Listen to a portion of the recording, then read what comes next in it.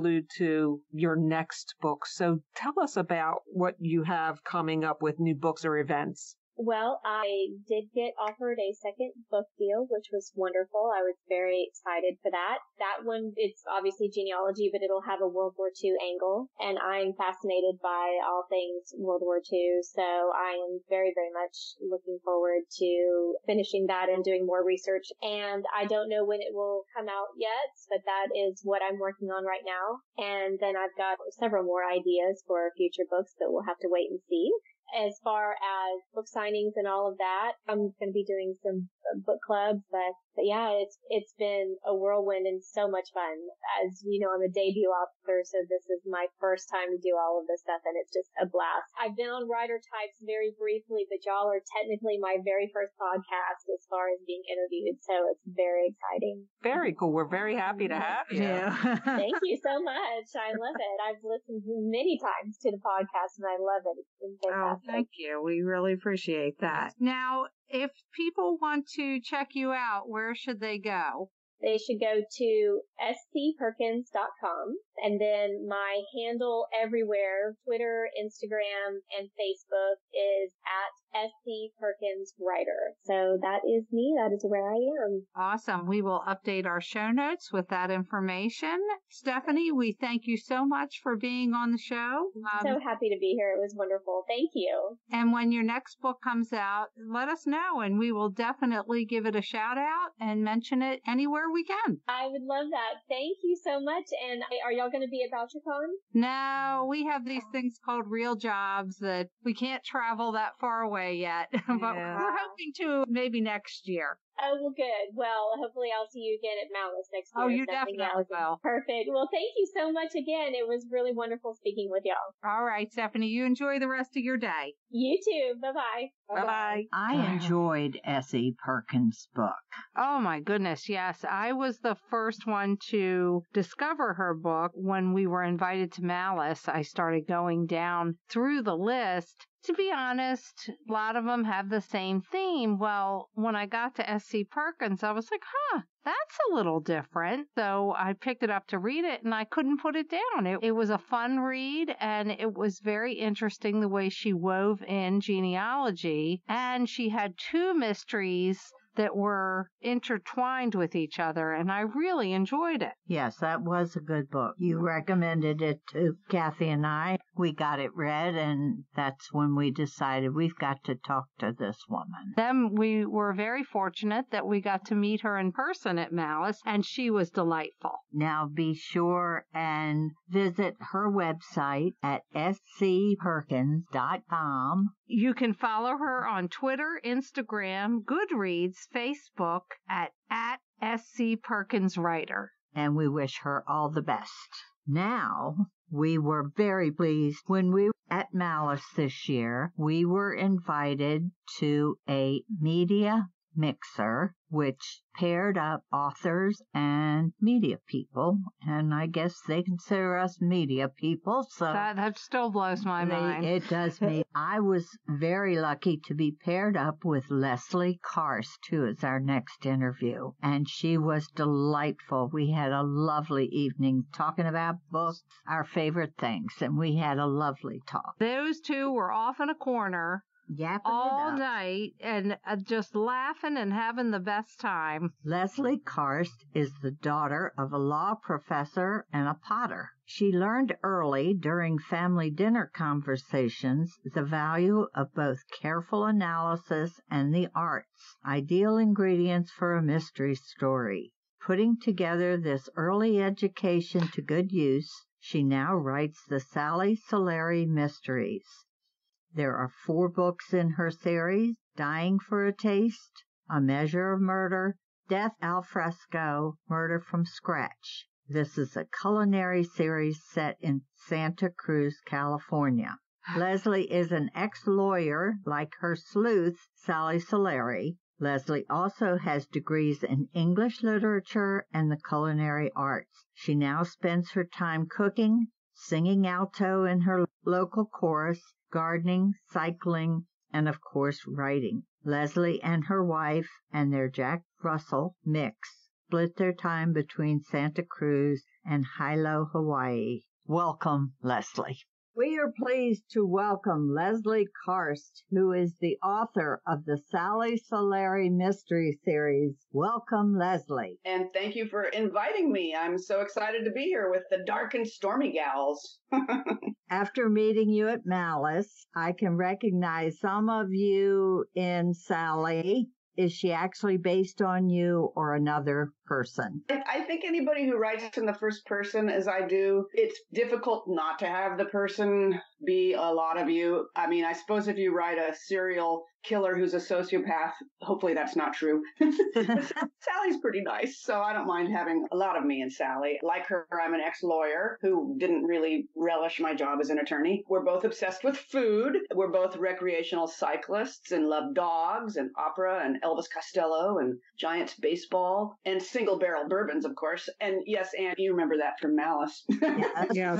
And yes, we can both be a bit snarky at times. There are obviously a lot of differences, too. First of all, I'd say the main difference is Sally is way more brave than I am, perhaps even too risky. I'd never have the nerve to investigate an actual murder, but then again, I think I'd make for a pretty uninteresting sleuth as well, and I'd certainly never dream of running a restaurant. It's really hard work. It's exhausting. It takes up your entire life. But hey, running a make-believe one in my books is lots of fun.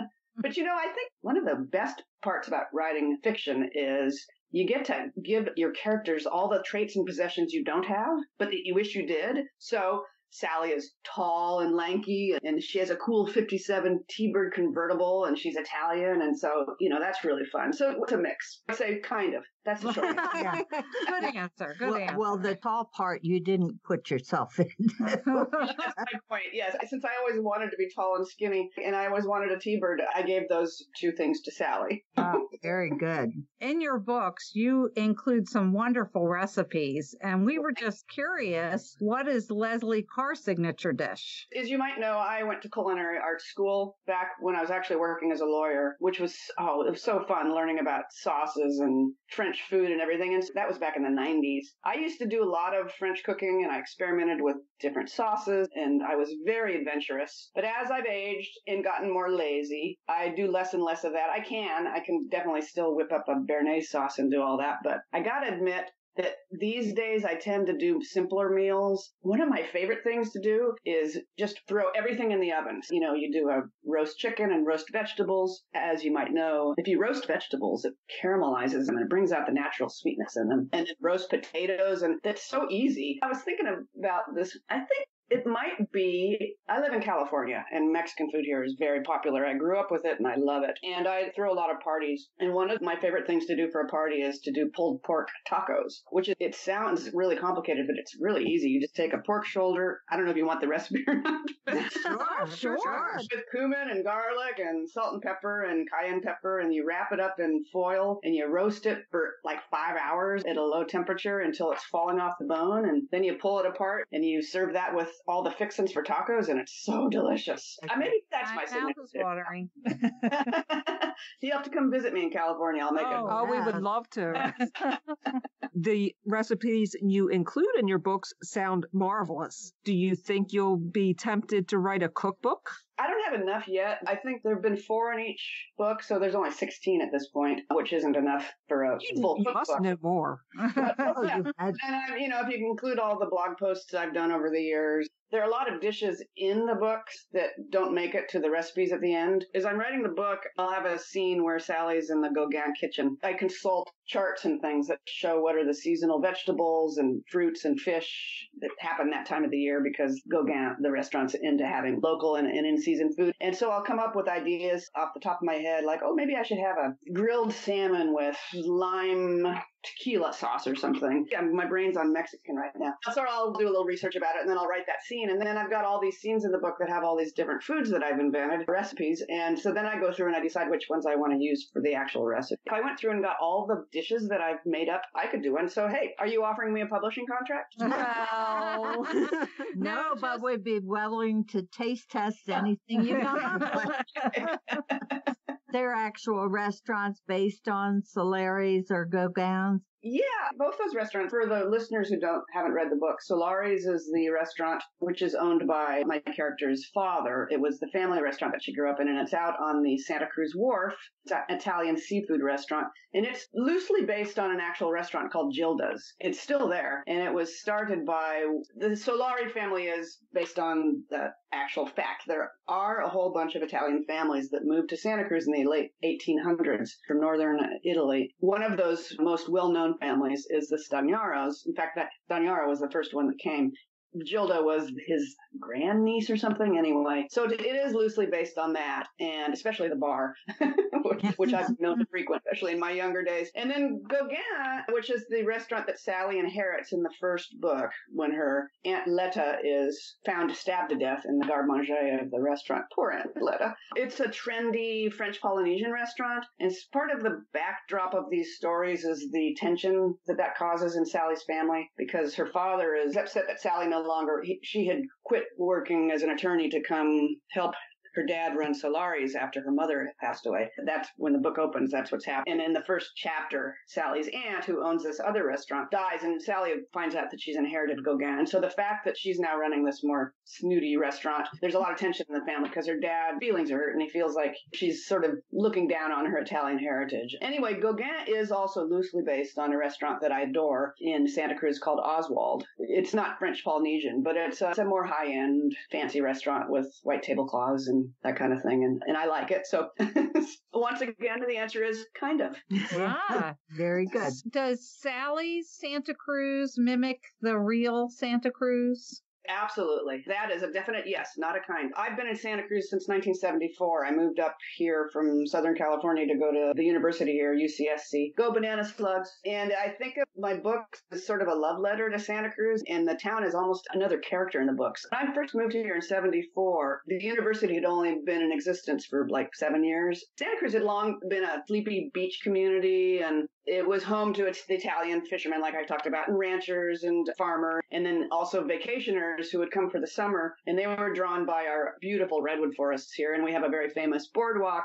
And when I first moved here, it was still pretty much like that. But then over the years, of course, the university changed the feel of the town. Back then it was hippies, and now it's hipsters and techies. Along with these newcomers, the food movement came to Santa Cruz. When it descended full force upon these old-timer Italians, ranchers, and what's happened to our town? One day I was walking up our historical wharf. It's over 100 years old now. It was when I was brainstorming ideas for the first book, and it's nice to have sort of a backstory. And so as I talked about earlier, it hit me, what if a Santa Cruz gal, like a fourth-generation Italian, found herself caught between those two worlds, the world of her family's traditional Italian restaurant and that of the newly arrived politically correct food activists kind of thing. And I thought, yes, that's a perfect backdrop for the story. And that is all accurate. There is that dynamic still in the town. There still is very much a lot of the old world that you see. It's also very much a vibrant, hipster kind of community because of the universities. I hope I portray it accurately. That's my intent, anyway. Very good. I just have to say that I felt like you made it so enticing that I was like, I really want to go visit this place. It's a great, I've been here, as I said, since 74, and I love the place. We have our issues, obviously. We have a big homeless problem. I'm sure there are towns that don't have the problem, but any big town has that issue. And we have bickering between the university and the city, but it's still a lovely place. It's expensive. That's the one drawback. It's gotten very expensive because people who grew up here, a lot of times their kids can't afford to stay and they have to leave. So that's sad. That is. Yeah. Well, you include other forms of artistry besides culinary in your series, such as classical music and painting. Are these passions of yours, and do you have any other passions that you plan to insert in the series? Yeah, definitely. They are my passion. I've had a lot of interests over the years. After I graduated from UCSC, I continued taking courses at the local community college, like culinary arts, and I've taken a lot of foreign language classes in music and painting and photography. So it's fun to be able to put all those into the books. My favorite mystery novels are the ones where it might be the same town, but it isn't sort of the same situation over and over again. I like when you learn about different subcultures. I always like to say that Dorothy L. Sayers was a master at this because she always had the same guy, Lord Peter Wimsey, and then later Harriet Vane. But you learned all these different things when you read her books. You learned about bell changing and advertising in 1930s London, and you learned in one book all about academia or a small town in Devon. So I thought, how could I do that with my books? And it occurred to me that it would be fun. You wouldn't even know this probably if I didn't tell you. It's fun for me to do it. Each of the books has sort of as a subtext one of the 5 senses. So the first one, Dying for Taste, is taste, food, and taste. And then the second one's called A Measure of Murder, and that's the one in which Sally joins